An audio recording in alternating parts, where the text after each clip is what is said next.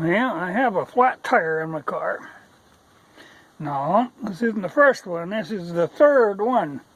And every time it's been bad inner tubes. So I had ordered some new inner tubes. Now, the inner tubes that keep going bad came out of Korea. So, you know, in my cleverness, I thought, well, I'll order from somebody else. And I don't think these are going to be any better. Well, they can't be any worse. You know, I'd love to be able to get an American-made tube, but I don't think they make them anymore. You know, this company, the brand name was Bobcat, but when they come, then it says Road Crew, made in China. So I don't know. I don't know if they're going to be a damn bit better than Taiwanese ones or the Korean. Because what happens on them Korean ones, the rubber just breaks down, gets kind of a pebbly texture, and pretty soon you get a slow leak. That took about 4 or 5 days to leak down, but that gets annoying after a while.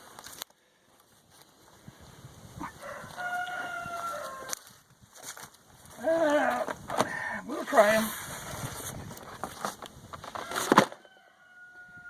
Yo, new tire, I know I don't have a nail in it, and it's 3 different ones that have went flat with them Korean tubes. Well, the other thing I got for the car, I needed to get replacement hose for the defrosters. You know, they use this old cloth-covered spring stuff. And, you know, all you can really find is a vinyl. So I was able to search around and find somebody who actually carried the cloth-covered stuff. Another thing is the Crimp Die for 300 Savage. Now, you know, a Savage 99, they've got the rotary mag. You don't really need to crimp them. But when I bought the gun, it came with a 2-die set. And I run the dies in a turret. So I have an extra hole in the turret. And I thought, just out of curiosity, I'd like to try crimping them and see if it makes a change in velocity. You know, it's bound to have a little more pressure before the bullet goes. I'm just curious. So I thought I'd try that. And that came from Owatonna, Minnesota, the dealer I buy a lot of stuff from. Now, this stuff I had opened, but the place where I was, this is from that guy down south, you know, the Pig Lips guy. But the place where I was doing it, the sun was shining on the camera lens, so I have to do this over, go through it. But it'll save me having to fight with all the tape, because this stuff was well taped. But there's some strange stuff in here. Kneecaps. Beef kneecaps. But they are dog chews. So I had hesitation at first, but it does say dog chews, because, I don't know, you southern people could be eating kneecaps for all I know. Wouldn't surprise me. Beef ribs. Again, dog chews. Pig ears. Again, dog chews, but, well, yeah, it does say dog chew. You always have to wonder, you know, because, man, if they eat pig lips, they could eat anything. Assorted peculiar jerkies. Well, okay, this is something I hadn't seen before. It says microwave pork rinds. Now, evidently, when you hit them in the microwave, they expand because they feel relatively flat. So they must, you know, blow up in the microwave, is my guess. Well, and I don't mind a pork rind. I just never seen microwavable ones, but we'll give them a try.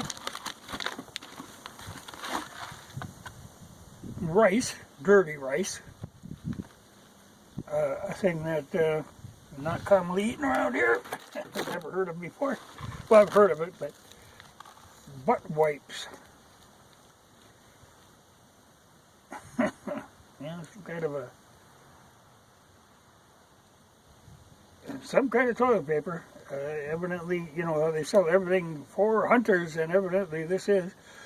We were kind of joking about this the other day, but I don't know that this is camouflage.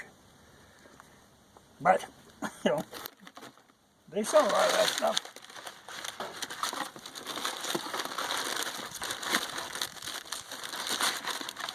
Well, okay, there's gator jerky and there's shark jerky. But there was more jerky. And I think maybe it fell out. Yeah, there was anaconda jerky. Look in the back of my vehicle here. Well, that means I have to run out to the mailbox, because when I went out to the mailbox for the second time, they might have fallen out. They might be laying on the road. Mingua jerky, I don't know what that is. The pork rind stuff. Black-eyed peas. There's a couple of the RC colas. Strange bug-encrusted sucker with a cricket in it. And sour cream and onion flavored crickets, like the world needed that.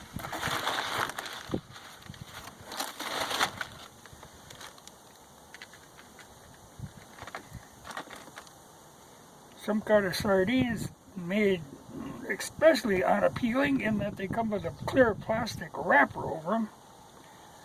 So you see the squishy fishes in there. More of the microwave pork rinds. Pickled eggs. Again, you know, not up my alley, but potted meat, and some moon pies, which I never run across here. You know, there's companies making these little pies, but not like this. But chocolate, vanilla, and banana. And the buttons that go on your pants for suspenders. Now these are the Bucksaw Logger brand. And I think I had some of these one time, but I think I had trouble with them. It seemed like the nail was too small. They didn't seem to want to hold, but maybe try them again. Cat toys. With catnip in it, I believe. Yep, catnip toy. Well, we'll see. I'll see if I can corner them kittens and see what they do with them. Deep fried peanuts. Which seems like a hell of a thing to do for a peanut.